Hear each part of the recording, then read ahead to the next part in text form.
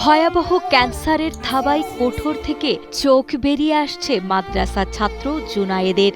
যে বয়সে দুরন্তপনায় মেতে থাকার কথা, সেই বয়সেই অবর্ণনীয় এক শারীরিক যন্ত্রণায় প্রতি মুহূর্তে মৃত্যুর সাথে লড়ছে ছোট্ট এই শিশু।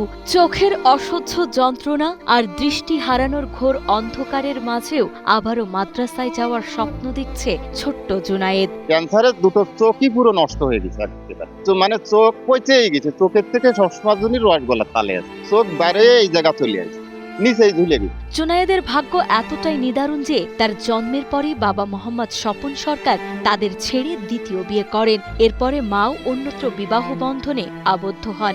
সেই থেকে বাবা মায়ের স্নেহবঞ্চিত জুনায়েদ পরম আদরেই বেড়ে উঠছিল নানির কাছে।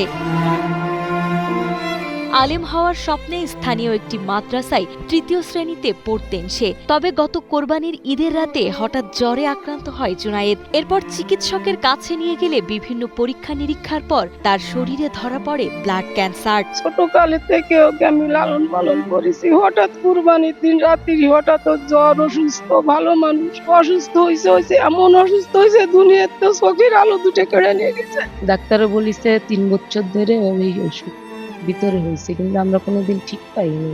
ওর প্রথম জ্বর, মাথা ব্যথা, তারপরে আস্তে আস্তে চোখগুলোর পরে দেখে না, সই কিচ্ছু দেখে না।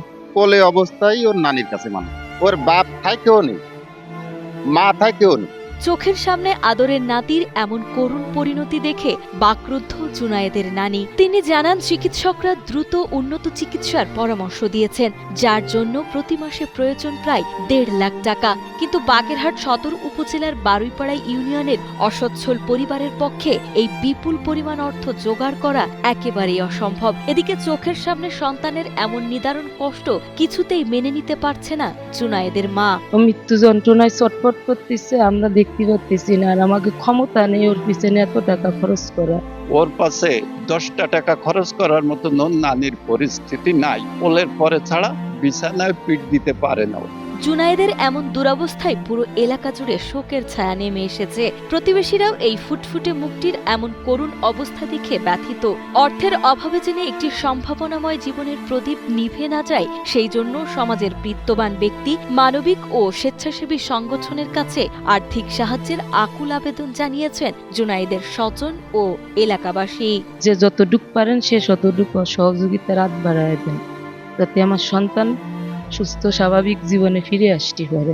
সবার কাছে আবেদন করি, সবার কাছে একটা দাবি, সবাই যাতে সহযোগিতার হাতটা বাড়ায় দেয়। এদের চিকিৎসা করার তথ্য সেবাচিকেদের নেই, যে যা পারে সবাই মিলে যদি একটু সজাগ করে হাত বাড়ায় দিত, তাহলে হয়তো আমাদের মাঝে আবার আনন্দ মুহূর্তটা যেটা দেখা যাচ্ছে